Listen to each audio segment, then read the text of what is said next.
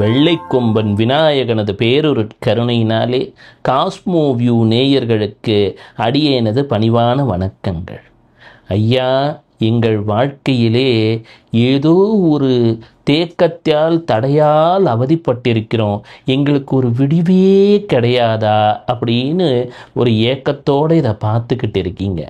ஆமாம், ஏதோ ஒரு விடிவு, ஏதோ ஒரு எளிமையான ஒரு பூஜை பரிகாரம், அப்பாடா இதை செய்ததுக்கப்புறம் எங்கள் வீட்டில் ஒரு செல்வம் பெருகிடுச்சு, மகிழ்ச்சி நிலைக்குது என்றெல்லாம் சொல்ல வேண்டும் என்று ஒரு ஆவலுடன் எதிர்பார்த்து கொண்டிருக்கிறீர்.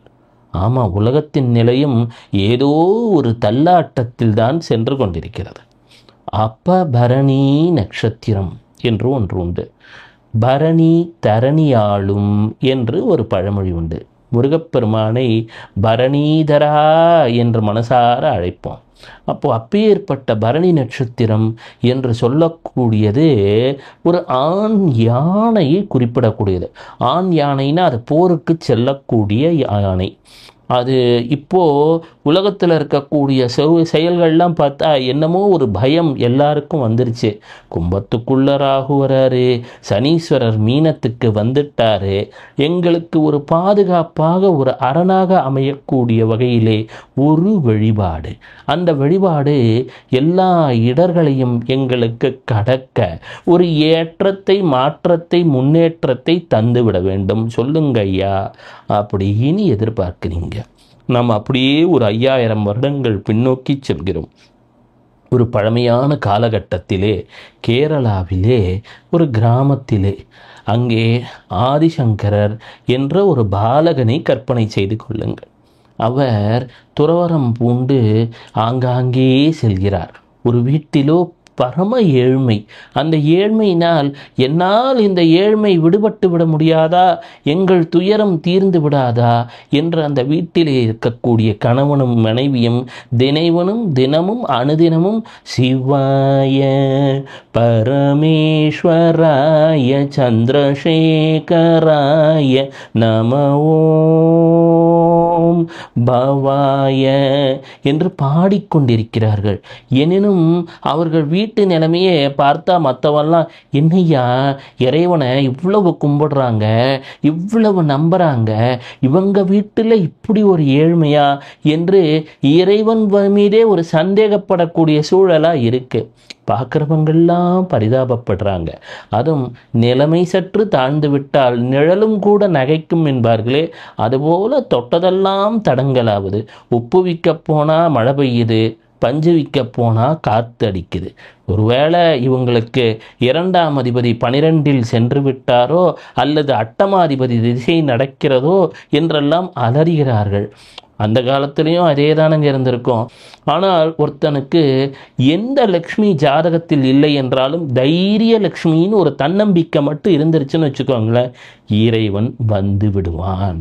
அதுதான் இவங்க அனுதினமும் பிரார்த்தனையை தொடர்கிறார்கள். வாழ்க்கையிலே முன்னேறி விடுவோம் என்ற தன்னம்பிக்கையும் இருக்கிறது. ஒரு நாள் அங்கே பவதி பிக்ஷாந்தேகி என்று ஒரு குரல் கேட்குது. அம்மா சாப்பாடுமா, அன்னத்தை தா அப்படின்னு ஒரு குழந்தையோட குரல்.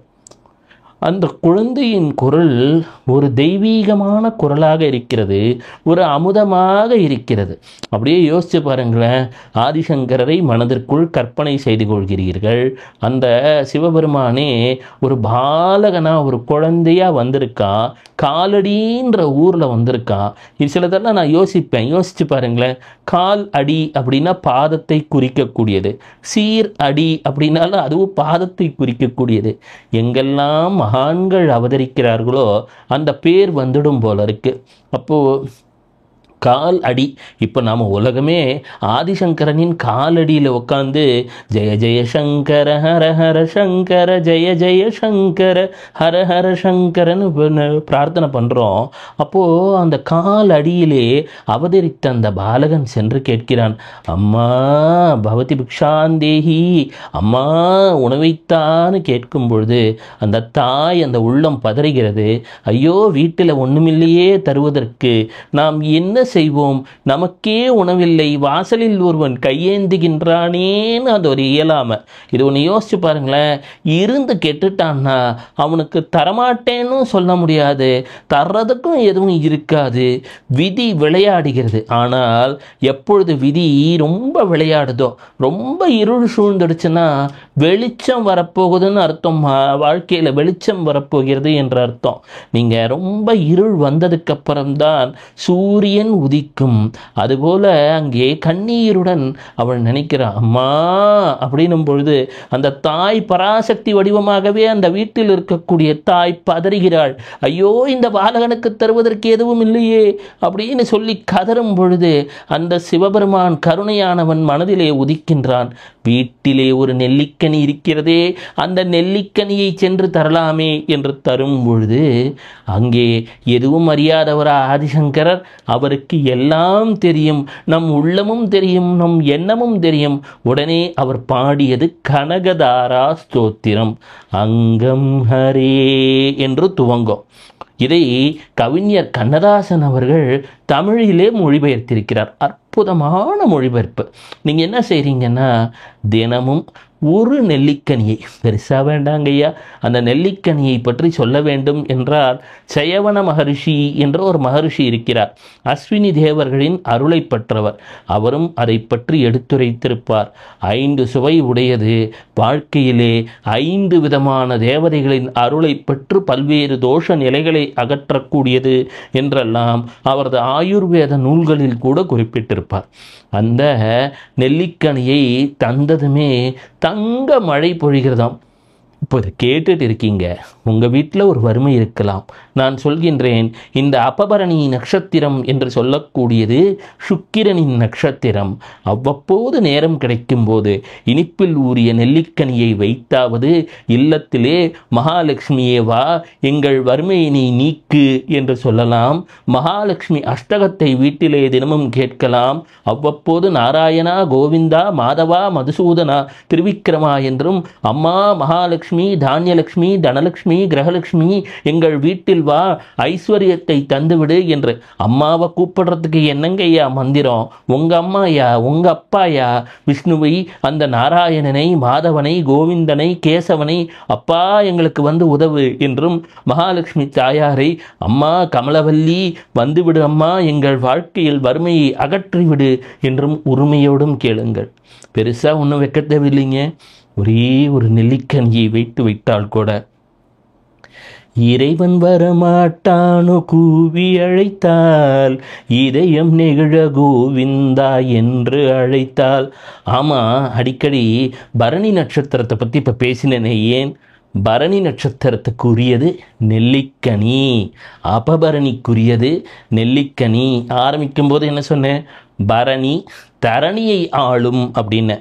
மகாலட்சுமிக்கு அனுதினமும் அல்லது எப்பொழுது இயலுமோ ஒரு நெல்லிக்கனியாவது வைத்து, அல்லது நெல்லிக்கனி இனிப்பில் ஊற வைத்ததெல்லாம் இப்போ கிடைக்குதுங்க, உன்னை வச்சு அம்மா மகாலட்சுமி அப்படின்னு நீங்கள் வேண்ட துவங்கிட்டா தரணியை ஆளுவீர்கள். அப்படின்னா வேலையில் எவ்வளவோ பிரச்சனை இருக்கலாம், அல்லது வீட்டில் வறுமை இருக்கலாம், ஏதோ ஒரு நிலையிலே அவதிப்பட்டு கொண்டிருப்பவர்கள் இந்த எளிய வழிபாடை செய்யுங்க. எப்பவுமே எந்த வழிபாடு எளிமையாக இருக்கிறதோ, இனிமையாக இருக்கிறதோ, அதுதான் மிகுதியான பலனை தரும். எது சாத்தியமோ அதை செய்தால் அதன் பெயர் சாதனை. எனவே இது ஒரு சாத்தியமான வழிபாடு. ஆதிசங்கரையும் மனதிலே நினைத்து கொள்ளுங்கள். இனி உங்கள் வீட்டை விட்டு வறுமை விலகப் போகிறது, செல்வம் பெருகப் போகிறது. குருவும் சுக்கிரனும் செல்வத்தை குறிக்கக்கூடிய கிரகங்கள். யோசித்து பாருங்களேன். சுக்கிரன் என்று சொல்லக்கூடியது மகாலட்சுமியை குறிக்கும். ஆதிசங்கரர் ஒரு ஜெகத் குரு. அவர் தந்த பாடல் என்பது கனகதாரா ஸ்தோத்திரம். அதற்கு வழிபாட்டிற்கு நமக்கு நெல்லிக்கனி. இனி என்னங்கய்யா கவலை? வாழ்க்கையில் செல்வம் பெருகும், மங்களம் பெருகும், அனைத்து நன்மையும் கிடைக்கப் போகிறது. சிவ சிவா.